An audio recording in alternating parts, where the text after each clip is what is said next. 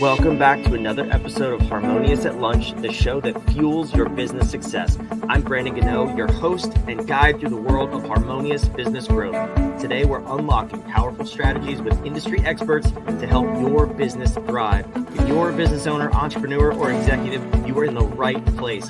Join me and our incredible guests today on the journey to clarity, growth, and success. It is time to revolutionize your approach to business. Let's dive in with another episode of Harmonious at Lunch.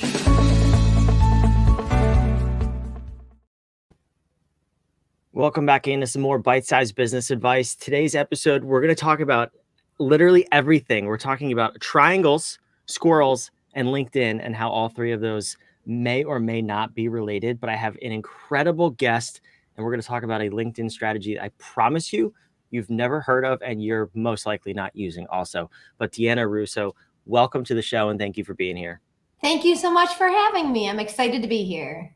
So I laid the groundwork, right? I mean, I said triangles, squirrels, and LinkedIn. I'm not convinced, even from knowing you for a little bit, that those things are all related, but I will. They are when you talk about Deanna Russo. Okay. Yeah. In general, no, not even close. But today on this conversation, yes, they will be. But I'm curious, you have a very unique strategy on LinkedIn. I want you to talk a little bit about how you even got here, because LinkedIn seems to be, even today, to me at least, this untapped gold mine for business professionals. And where did you even start with it? I'm glad you said untapped, because a lot of people just aren't tapping into it. But there are 1 billion people on LinkedIn currently. And can you think about the possibilities if more people came over and tapped into it? It would be awesome. So basically, my backstory is I have been on LinkedIn since 2008. But for about 10 years or so, I treated it like an online resume. And it's still an online resume for a lot of us out there. But in 2018 is when I changed my whole perspective on it, because I was in a sales job. And that company wanted me to use LinkedIn in order to bring in business. Like sales, that's it, just concentrate on LinkedIn. But what they wanted me to do was cold call pitch. Basically, write up a script and copy and paste it and send it to people in the direct messages, in emails. And I did it for a while. I did it. In fact, there are still people connected to me today who got those cold call pitches. And I always like to say, thank you. And I'm so sorry. I'm so sorry. But I changed my perspective because I got a light bulb moment. And basically it was, these people don't know me. These people don't like me. These people don't trust me. And so why in God's green earth would they do business with me? It doesn't make any sense. And it doesn't make any sense now either. Honestly, it is about earning that know, like, and trust. And so I changed how I treated LinkedIn. I started creating content. I started treating it like a big networking event. And I grew from 400 to 11,000 in 18 months. Now I've just surpassed 30,000. And it's all about teaching people the triangle strategy that worked for me back then and helped me grow and helped me achieve the goals that I had in that sales job. So you get to know people through the profile. You get to like people through conversations that you're having in the comments that move over to the DMs organically. And you get to trust people through the content. And if your content right now is not earning the trust of the people that you are connected with on LinkedIn, I ask you to reevaluate, because then you're just wasting your time and you're wasting your energy on content that doesn't work. So that's really what it's all about. The triangle is built on know, like, and trust. And then you connect that to profile engagement and content on LinkedIn. And the reason why it's a triangle is you can't have one piece without the other two. They're all connected and they have to all work in symmetry. And then that triangle is working when you're not. It's not about you being on LinkedIn 24/7. It's about setting everything up, and then the vehicle moves by itself. Yeah, that's brilliant. I love the way you explain that too. And one thing you said though is really interesting, because you kind of breezed over it, assuming that everybody thinks the same way as you and I do. But I don't think that's the case. You said you treated LinkedIn like a networking event. And through a mutual connection, Donnie, who was a guest on this very show a couple of months ago at this point from when you're watching this. Most people treat networking vastly different than I think you treat it, and like you're talking about in this scenario. So if you want to know more on networking, first and foremost, go watch that episode with Donnie. Yeah, I'll link it below definitely. if you can remember for 5 seconds. But tell me about how you treated networking, because technically speaking, the traditional networking method is going into people's DMs and just sending them those cold messages. That's the handing of a business card, right? So Right. what's the nuance for you when you say that? It's about going into that networking event not expecting sales, not expecting to walk out with clients, but expecting to start building relationships with people. And if you think about that way, then you think about LinkedIn the same way. We're all there to build relationships, and you can't build it if you don't know the people, and if you don't like the people, and if you don't trust the people.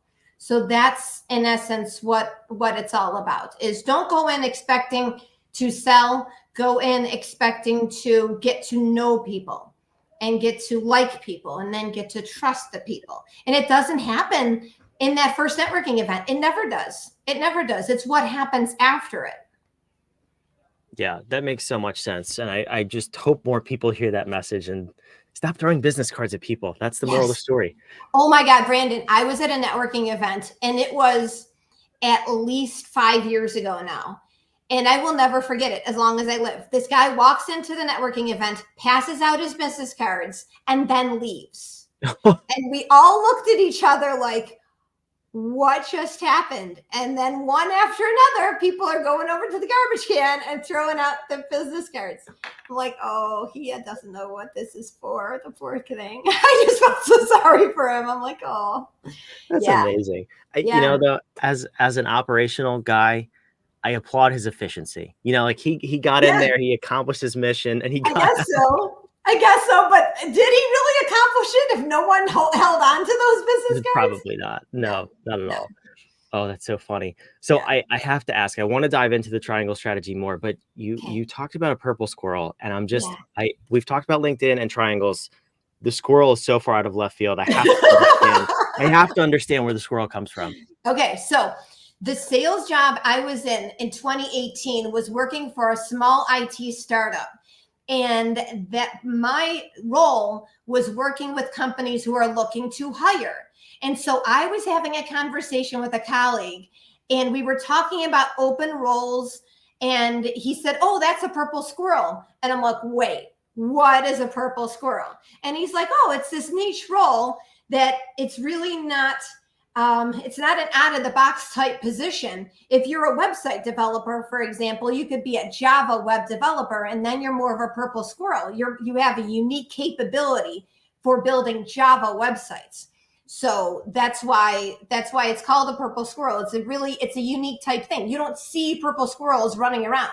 So I did a video on LinkedIn. And then next thing you know, it was the summer of 2019. So it was like 5 years ago. And next thing you know, everyone that I had been networking with is starting to call me the purple squirrel. I had one guy give me a water bottle with a purple squirrel on it. So it's followed me all these years later. So Purple Squirrel Magna is kind of the nickname. So you are the purple squirrel of LinkedIn. Yeah. That's great. Yeah. You know, I come to think of it, I have never seen a purple squirrel. Are they in the United States, or do these things exist? I've seen black ones. I've seen gray ones are everywhere. I've seen tan ones. There's even white ones around.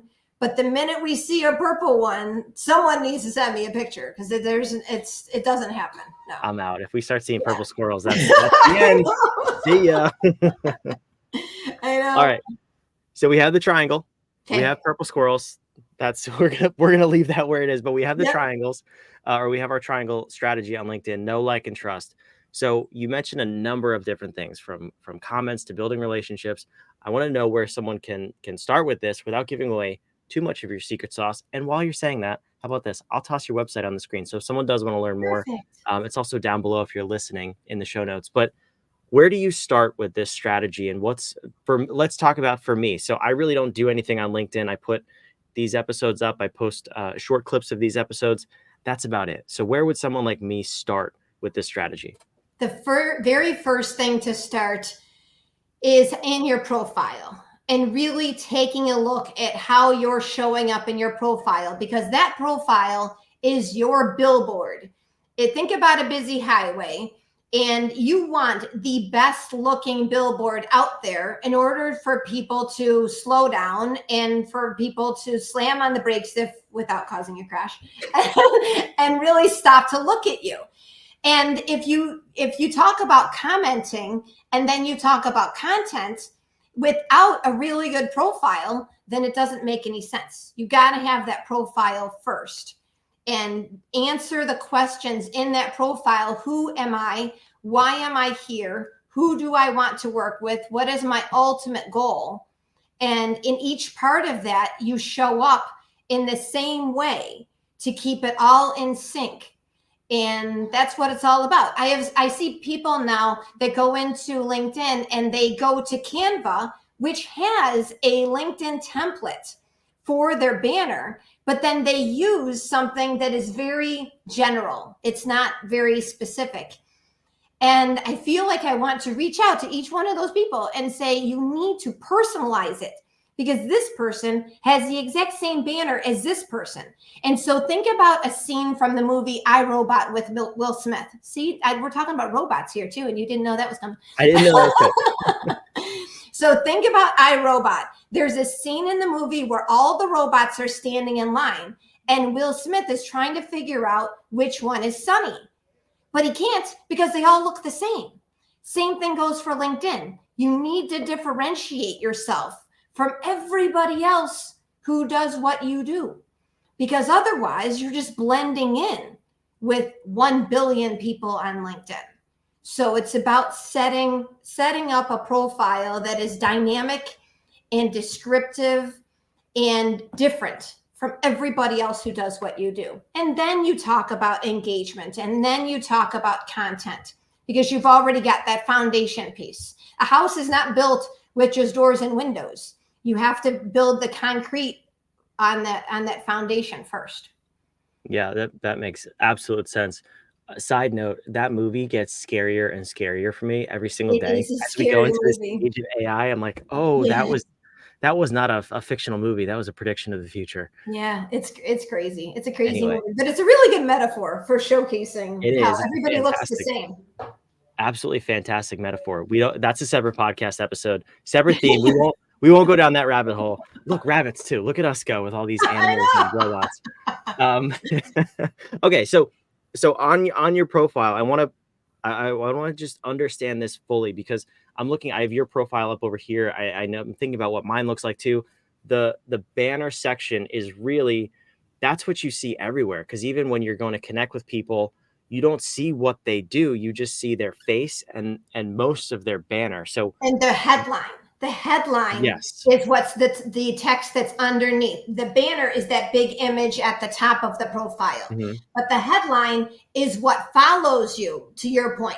The first 45 characters follows you regardless of what you're commenting, what you're posting. So those first 45 characters are ultra important. Now, LinkedIn gives you 220 characters to use for that headline, so you could write even more. But think about how you're starting it. Because I've seen people started out with husband or dad or something on the personal side. And I'm like, is that really the ultimate goal of why you're on LinkedIn, though? I don't know. I mean, you could put that in toward the end. I've got Bills fan and mom taxi in mind, but I put it at the end of it, because to start out, I'm a LinkedIn trainer and speaker. So think about what the ultimate priority is. And if you don't answer those questions about why you were there and who you are there to serve and what your ultimate goal is on LinkedIn, I suggest really diving into that first before you even start to work on everything else, because that will help you guide you through the other things.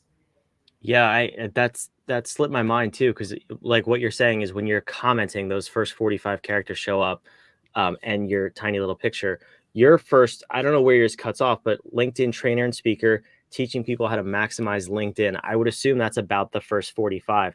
That's a powerful statement to be seeing in a comment section. Yep. I like And it. it takes some work. It takes some tweaking. I think I've rewritten my headline at least 20 or 30 times in the last 6 years.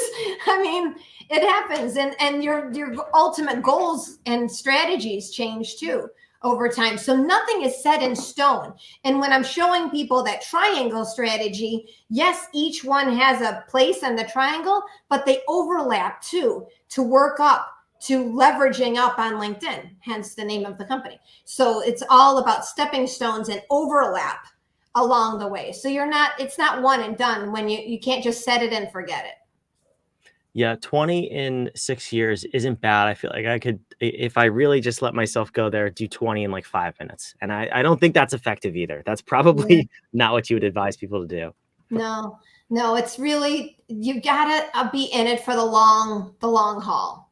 That's all. Think about like, what is the ultimate goal? What is the like, you got to think about the long-term strategy, because nothing about LinkedIn is a sprint. So you can change it up as many times as you want, and or no one's going to remember that 5 years ago the headline was something completely different. They're going to think about what impact you're making with your content, or what you're saying in your content, or what you're saying in that profile. That's the ultimate goal, is to get that people that impression and that feeling through whatever you're saying and doing online. Yeah, that makes sense. So we have a profile that makes sense to people. It lets them know how we help them, what we do, how we can serve them. What's phase 2 in leveraging up on LinkedIn? Engagement. And I teach strategic engagement. And that metaphor is, if you walked into that networking event and you see all of these people talking in their own little circles, imagine that there are signs hanging over the conversations telling you what everybody's talking about. I have yet to walk into a networking event where there are signs hanging all over, but That'd be so helpful. it would be very helpful. But on LinkedIn, it can, because you're strategically going to those conversations, because you know those are your people, you know those are your conversations, you know that you want to be part of those conversations. And it's just a matter of commenting in a way that leads to questions, that leads to insights, that leads to people getting to like you. And I always tell people, comment the same way that you would in person, because then you're talking with your voice, as opposed to using AI that you can use it now to comment, and then you're communicating with a robot. But really use the commenting is really generating that like factor. And then the third piece of that triangle is the content. And that's, people can say, okay, well, I know how to create content for Facebook, and I know how to create content for TikTok and Instagram. But do you really know how to create that content for LinkedIn? I don't know, because it is a different algorithm than the other platforms. So the 20 or 30 hashtags that work on Instagram are not going to work on LinkedIn, because with LinkedIn, you need to be strategic with your hashtags. And when you're scrolling through your home feed on LinkedIn, that first one or two sentences, that's where people are drawn to clicking the see more. And if you don't write it that way, then they're not going to click see more. So you got to hook them in. Yeah, I'm curious about that too, because I see so many different approaches on LinkedIn specifically. Every other platform, everybody seems to kind of congregate on one or two strategies. Yeah. LinkedIn's all over the place. I mean, Yeah. what are the content methods and styles that really do perform best? Well, when it comes to LinkedIn, variety is the spice of life. So if you keep showing up the same way over and over and over again, people are going to get bored. So I always tell people, show up in an image post, show up in a video, do a poll, do a newsletter, mix it up a little bit, because otherwise it gets boring. So There isn't one. I mean, when I started on LinkedIn, it was videos. I did 2 videos a week. I kept that up for over a year, which is quite the challenge when you're just starting to create content to go to videos. But I think with the lesson that I learned right that is consistency. And that was the 4th piece. If I was to mold this triangle into a square or rectangle, consistency would be the 4th piece. You got to keep consistently showing up. So whatever type of content you choose, make consistency part of it. And then variety is just don't keep showing up the same way for months and months and months because people are going to get bored. Yeah, that's life, right? Yeah. Like any good relationship, you can't be the same all the time. Right. Marriage is a perfect example. Right. Makes sense. Yeah. Deanna, this is fantastic. I could ask you 1,000 more questions because, like I said, you agreed with me. It's in an untapped market. I don't fully understand it. You do. You're the expert, but that's why we brought you here. So thank you for coming. Where should people reach out? Anywhere besides your website? LeverageUpLLC.com. Search Deanna Russo, and I am probably going to be your first person that pops up there on LinkedIn. And come to my profile, follow, send me a connection request saying that you've seen me here. And on the website, if you head to that, there's an email blast that I bring just the exact same value that you get from my content on LinkedIn. I bring that in email form too. So you can see me multiple different ways. I love it. If we search purple squirrels on LinkedIn, do you come up? I should check. I should check to see hashtag purple squirrel magnet. I do Purple come up. squirrel magnet. That is one of my hashtags. Yeah. Okay. Deanna Russo or purple squirrel magnet. Search both of those on LinkedIn. That's right. I love this. Deanna, I can't let you go though without the last question, the last most important question. And it's actually from you to the listener. So we believe that powerful questions get powerful answers. I don't understand LinkedIn. I think a lot of people don't understand LinkedIn. If we want to make this part of our strategy, I want to know what's the question you would want the listener to ask themselves so that they can approach this with the right intention and also hopefully get the right outcomes for them and their business. What is your ultimate goal for being there? Who are you trying to serve? Why are you there? Think about those questions and how you approach it. And don't go all business all the time because we're all humans. We're all humans. So peel away that onion if you want and share the personal stuff because when you mix it up, people get to know, like, and trust you for the person that you are as opposed to all the business stuff all the time. Brilliant. I love it. Sonny the robot is a robot. The rest of us, though, we are humans. Deanna, thank you so much for being here. Thank you, Brandon. For those of you watching and listening, you have your instructions. They're all down below in the show notes if you want to take advantage of everything Deanna said here today. And make sure you subscribe. We love having you here. We love putting these episodes out 5 days a week so we can help you grow your business, get outside of that box, and build a more harmonious business and life.